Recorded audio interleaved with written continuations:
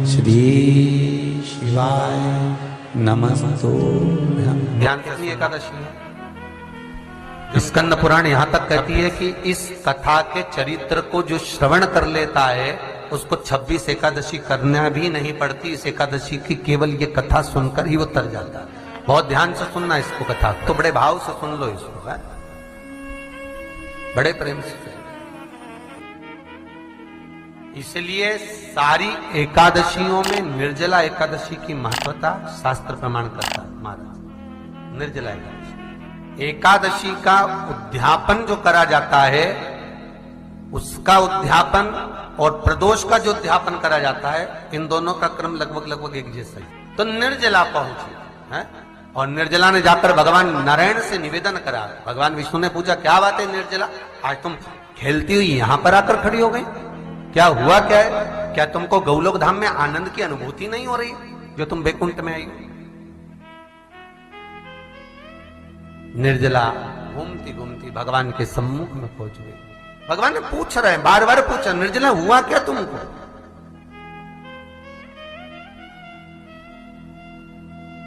ए निर्जला, ए एकादशी, हुआ क्या है तुमको? क्या कारण है तुम्हारे यहां आने का, बैकुंठ पहुंचने का?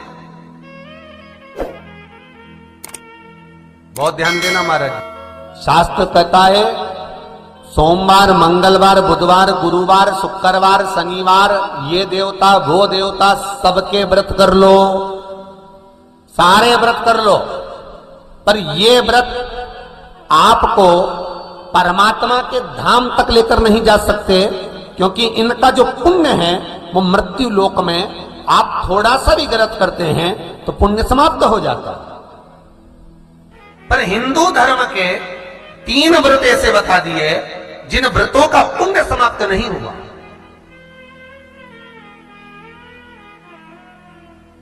हिंदू धर्म के 3 व्रत ऐसे हो गए जिनका पुण्य समाप्त नहीं हुआ महाराज। जिनका पुण्य प्रबलता में बढ़ता गया। पहले नंबर पर एकादशी, दूसरे नंबर पर प्रदोष और तीसरे नंबर पर शिवरात्रि। एकादशी भी 26 है तो प्रदोष भी जम के बोलते जाओ 26 है।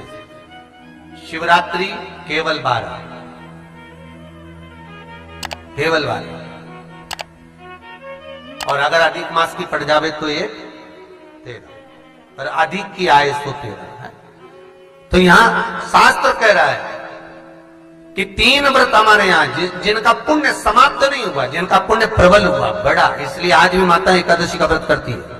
और एकादशी का व्रत कर कर अगर कोई जीवात्मा को देते हैं, कोई मर भी गया तो उसको एकादशी का दान देते हैं। एकादशी का उसको दान दिया है। महाराज निर्जला खड़ी है, पूछा क्यों आई हो, क्या कारण? निर्जला आई तब लक्ष्मी मैया उठकर निर्जला के करीब में गई। निर्जला बहुत सरल थी निर्जला। कहते हैं कामा एकादशी सबसे लंबी है। कौन सी एकादशी? कामा। फिर मोक्षदा उससे नीची है महाराज। और निर्जला जो है बिल्कुल छोटा स्वरूप है। निर्जला का मतलब देखा जाए तो केवल 2 चोटी करी हुई है। मस्तक पर भोर लगा हुआ है निर्जला के, माथे पर बिंदी लगी हुई है निर्जला के, सुंदर गले में तुलसी की मालाएं पहनी है निर्जला, हाथ में जो हाथ फूल जैसी माताएं पहले पहनती थी, आपको ध्यान में होगा, ऐसा बड़ा फूल होता था, अंगूठियां पड़ी होती थी, हाथ में ऐसा लगा रहता है। तो निर्जला हाथ फूल भी तुलसी के धारण करी।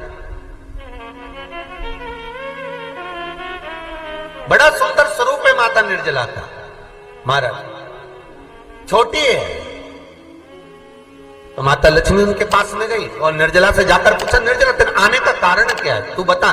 नारायण आपसे पूछ रहे हैं कि क्यों आई हो, किस लिए आई हो, क्या है तुम्हारे आने का कारण? निर्जला ने कहा, मेरी विनती केवल इतनी सी है मां कि मैं ये चाहती हूं कि मैं जीव के प्राण छूटने के बाद उसके प्राणों को जिस समय मैं लेकर जीवात्मा के प्राणों को परमात्मा तक भेजूं, बैकुंठ तक भेजूं, गौलोक धाम तक भेजूं, उस बीच में मुझे ले जाते समय कई नरक भी बीच में पड़ेंगे, कई स्थान ऐसे बैतरणी आदि के स्थान बीच में आएंगे तो वो स्थान में मुझे रोका ना जाए, मैं सीधे भगवान के धाम पहुंच जाऊं। ऐसी कृपा, ऐसी दया।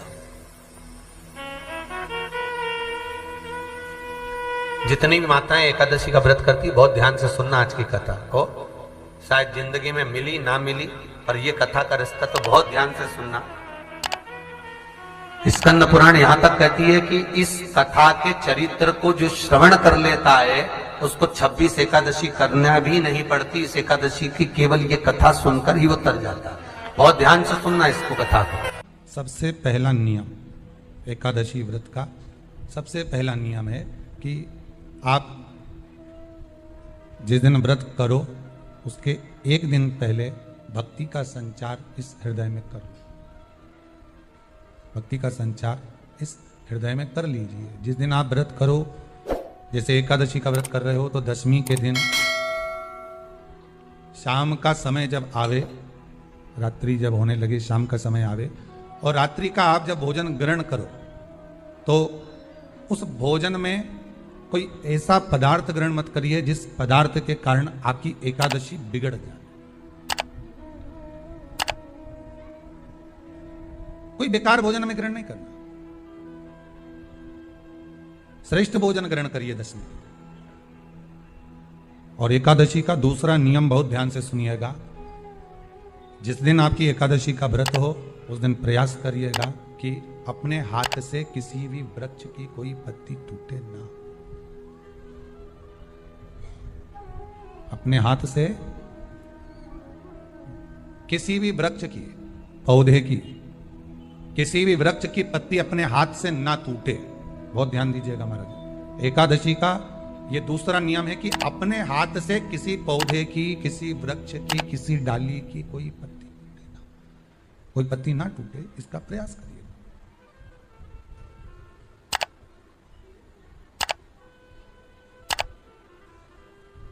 कितना सुंदर व्याख्यान कहा है, कितना सुंदर वर्णन है महाराज कि मात्र एकादशी का व्रत कर लेने पर, मात्र एकादशी का व्रत कर लेने पर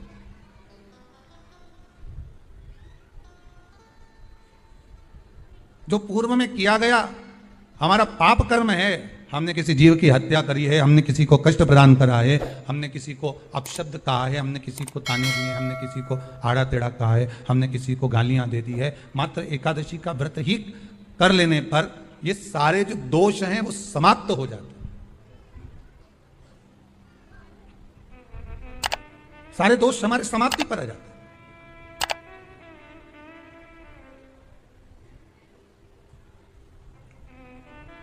अब एक विचार करिएगा थोड़ा सा अपने मन में, अपने चित्त में, अपनी वृत्ति में एक बात उतारिएगा। एक अपने मन में एक बात को उतार कर रखिएगा कि आप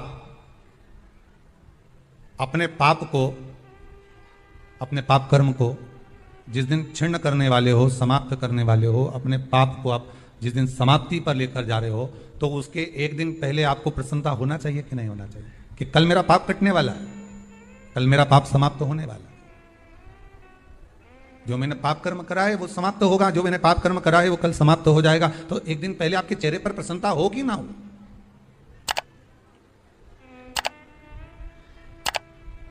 और चेहरे पर वो प्रसन्नता आपके आना चाहिए कि कल मेरा एकादशी का व्रत है, आज दशमी है, कल एकादशी का व्रत है, तो कल मेरी जब एकादशी का व्रत रहेगा तो मेरा ना जाने कितना कितना पाप, कितना असत्य, कितना कितना झूठ, कितना कितना प्रपंच वो समाप्त हो जाएगा। तो इसमें मुझे प्रसन्नता हो, इसमें मुझे आनंद था।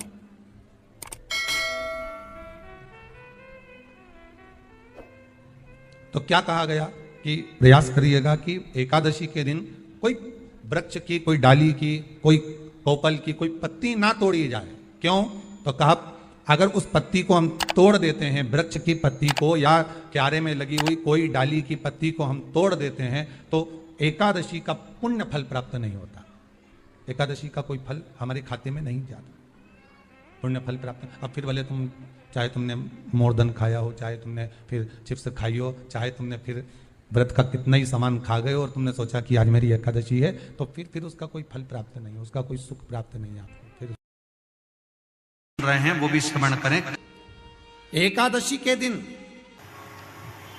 बन सके एक बेलपत्र, उस बेलपत्र के मध्य भाग में बीच वाली पत्ती पर लाल चंदन और दोनों पत्तियों पर पीला चंदन, नीचे वाली दोनों पत्तियों पर पीला चंदन, बीच वाली पत्ती पर लाल चंदन और दोनों पत्तियों पर पीला चंदन। और इसी बेलपत्र के साथ में जो लाल चंदन वाला जो पत्ती है उस पर एक श्वेत पुष्प, सफेद फूल रखकर आप अपनी कामना कर जब आपको जल चढ़ाते चढ़ाते 3 महीना, 4 महीना, 5 महीना, 6 महीना आपके हो जाए और बाबा देव अधिदेव महादेव को जल चढ़ाते चढ़ाते समय बीत जाए, तब बाबा से अपने दिल की बात कहने के लिए लाल चंदन, सफेद पुष्प, पीला चंदन दोनों पत्तियों पर अपने हाथ में लेकर कामना कर अशोक सुंदरी वाली जगह पर जब हम उसको समर्पित कर, अशोक सुंदरी वाली जगह पर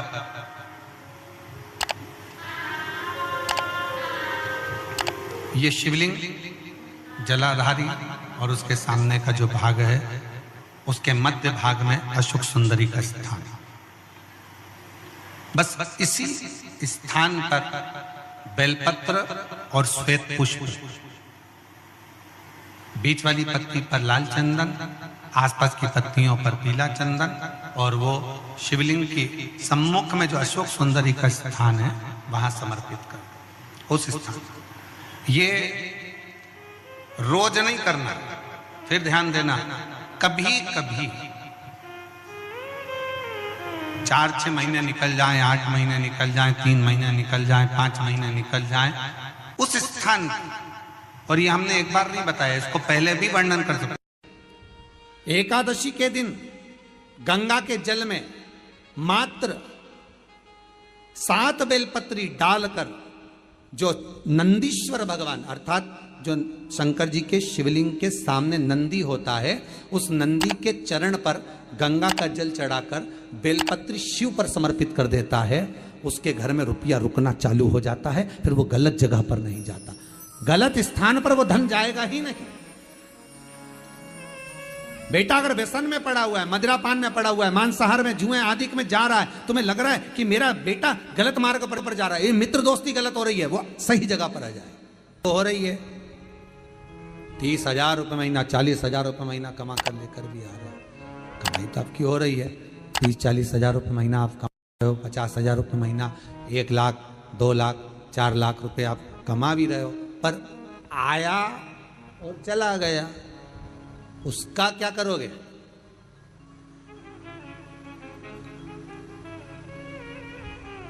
उसका करना क्या है? बहुत सुंदर संवाद है, ध्यान दीजिएगा। जिसके घर में कमाने वाले 2-4 हैं, पैसा तो आ रहा है पर घर में टिक नहीं रहा, डॉक्टर में, पुलिस में, एक्सीडेंट आदि में, कहीं गलत जगह पर व्यसन में अगर पैसा जा रहा है, जुए में, मांसाहार, मदिरा पान, या कहीं आया पैसा, पैसा आने में कमी नहीं, आ रहा है पर टिक नहीं रहा, रुक नहीं रहा, कोई मांगने आ गया, दे दिया, फिर वहां से अपने पास नहीं आ रहा, अपन कह रहे हैं भैया हमारा पैसा लौटा दो, नहीं आ रहा।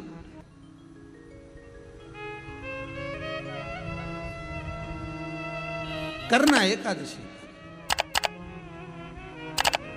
कई लोग इसको धन के लिए भी करते हैं, संपदा के लिए, संपदा के लिए अर्थात जिसका व्यापार नहीं चलता, जिसके घर में पैसा नहीं आता, या नौकरी नहीं लग रही, या सर्विस नहीं लग रही, आप अप्लाई कर रहे हो, जगह जगह जाकर इंटरव्यू भी दे रहे हो और पैसा नहीं आता, तो उसके लिए भी प्रयास किया जाता है। पर उसके लिए यहाँ पर जो धन के लिए करते हैं, उसके लिए विष्णुपदी के लिए करते हैं। मतलब जैसे गंगा के जल में तुलसी के 11 पत्ते डाले जाते हैं। कितने पत्ते डालते हैं? 11 तुलसी के पत्ते डालते हैं, और उसको किसी भी नारायण के मंदिर में, राम कृष्ण शिव, शंकर नहीं, राम कृष्ण भगवान विष्णु, दत्त आदि जितने नारायण के मंदिर हैं, उस मंदिर में किसी भी पात्र में, एक छोटे से पात्र में उसको भरकर रखी आते हैं महाराज। उससे भी जॉब, सर्विस, नौकरी में सफलता प्राप्त हो जाती है, परंतु वो भी एकादशी को ही होता है। कुछ देर तक पात्र को रखा जाता है, फिर वही पात्र का जल किसी भी वृक्ष के नीचे डाल दिया जाता है, उससे भी नौकरी के लिए फायदा मिलता है। गंगा का जल कोई साधारण नहीं। पैसा, धन ज्यादा आने लगे तो पत्नी को कहना चाहिए कि देखो थोड़ा बहुत मेरा मन है शिव महापुराण की कथा हो जाए, या फिर कहीं सत्कर्म में लग जाए, कहीं ब्राह्मण भोज, साधु भोज, सन्यासी भोज, गुरु जन में, संत जन में, साधु जन में, तपस्वी जन में कहीं लग जाए। ये धर्म पत्नी, जहां धर्म जुड़ा हुआ हो वो धर्म पत्नी। महाराज, कुछ तिथियां होती हैं जिन तिथियों में अगर आप रोज गंगा का जल शंकर को नहीं चढ़ा सकते तो शिव महापुराण कथा कहती है, स्कंद पुराण कहती है, विष्णु पुराण कहती है, गर्ग संहिता कहती है, गीता पुरुष गोरखपुर का कल्याण का गंगा अंक कहता है कि कुछ तिथियां भारत की भूमि पर ऐसी वर्णित है जिन तिथियों में भी गंगा का जल हम शिव को अगर एक बूंद भी समर्पित कर रहे हैं, गंगा का जल मात्र एक आधी चम्मच भी, आचमन जितना भी अगर हम शिव को समर्पित कर रहे हैं तो उसका सुख आनंदित है। जैसे पंचमी तिथि, नवमी तिथि, दशमी तिथि, एकादशी, प्रदोष, पूर्णिमा, अमावस्या, ये तिथियां हमारे यहाँ जो दी गई हैं, इन तिथियों में अगर हम गंगा का मात्र थोड़ा सा जल भी अगर जल के पात्र में डालकर गंगा जी का जल थोड़ा सा भी शिव के पास लेकर जा रहे हैं तो ये एक भाव अपने भीतर होना चाहिए कि आप केवल गंगा का जल साधारण शिव मंदिर में समर्पित नहीं कर रहे हो, आप गंगा का जल भले अपने घर से लेकर जा रहे हो और थोड़ा सा भी जल ले जाकर अगर शिव को समर्पित कर रहे हो तो तुम्हारे भीतर यह भाव होना चाहिए कि मैं गंगोत्री से जल भरकर सीधे रामेश्वर में ले जाकर गंगा के जल को समर्पित कर रही हूँ। श्रावण के महीने में या अन्य महीने में आप शिव को समर्पित कर रहे हैं, यह आपके भीतर एक भाव उत्पन्न होना चाहिए। एक बात आपको कही थी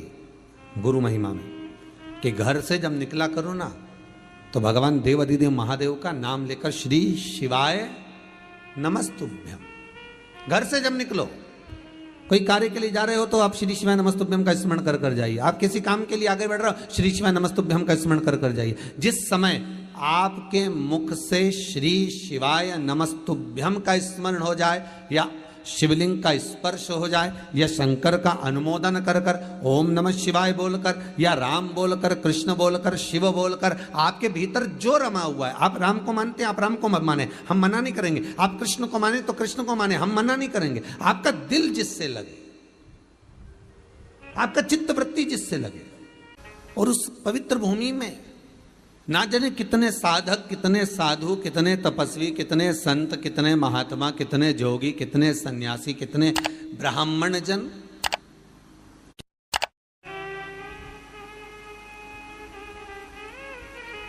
पवित्र भूमि,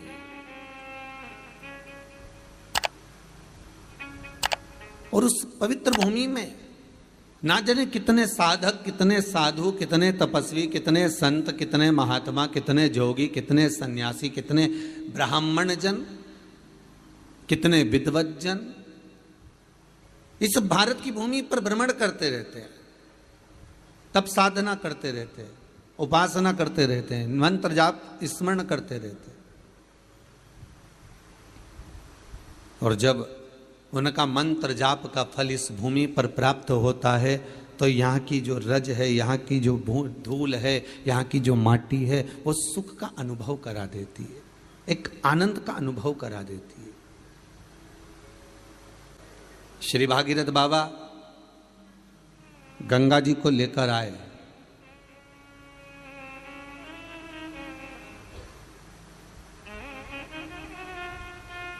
भागीरथ बाबा तो गंगा जी को लेकर आए 60,000 काकाओं के उद्धार के लिए, और वो गंगा भी बहती हुई गौमुख से लेकर चलते चलते चलते चलते वो गंगा भी कलकत्ता तक जब पहुंची है, गंगा सागर तक जब पहुंची है, तो उसके घाट पर, उसके तट पर, गंगा महारानी के किनारे पर जितने जितने भक्त, जितने साधु, जितने सन्यासी, जितने साधक, जितने उपासक, जितने जीव रह रहे हैं, ये गंगा उनका कल्याण कर रही है। और जो उसकी शरणागति में जा रहा है, गंगा उसका उद्धार कर रही है। गंगा किसको संवारती है?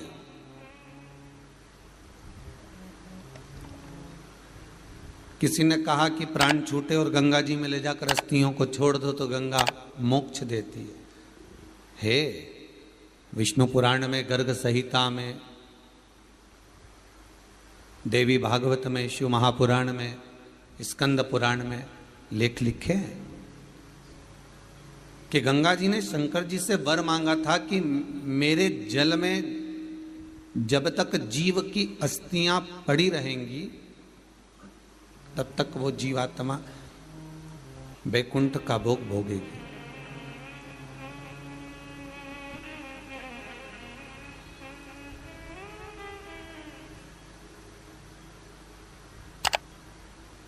पर गंगा जी ने एक बात और कही है, शिव महापुराण में आपने श्रवण करा ना करा, पर एक बात और गंगा जी कह रही हैं कि मैं तार दूंगी, मैं पापी से पापी जीव का उद्धार कर दूंगी, मना नहीं है। वैसे भी तो भारत की भूमि तो पावन पावन नदियां सारी की सारी जितनी भी हैं ये भारत की भूमि पर है, ये भारत माता पर विराजमान, सारे के सारे पावन तीर्थ इस भारत की भूमि पर विराजमान है।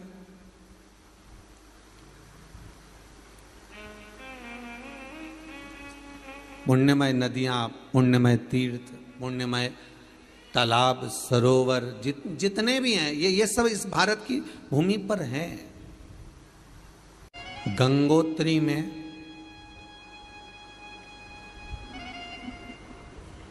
आप लोग गए होंगे, कई लोग गंगोत्री, बद्रीनाथ के जो 4 धाम हैं, यमुनोत्री, गंगोत्री, केदार और बद्रीनाथ। विष्णु पुराण में कहा 3 तरह से मरे हुए व्यक्ति की गति नहीं है, उसको मोक्ष नहीं है। पहला पानी में डूब कर मरा हुआ, दूसरा सर्प के डसे से मरा हुआ, तीसरा स्त्री के हाथ से, नारी के हाथ से मरा हुआ व्यक्ति, इसकी गति नहीं है, मोक्ष नहीं है इसकी। इनकी गति केवल एक है, वो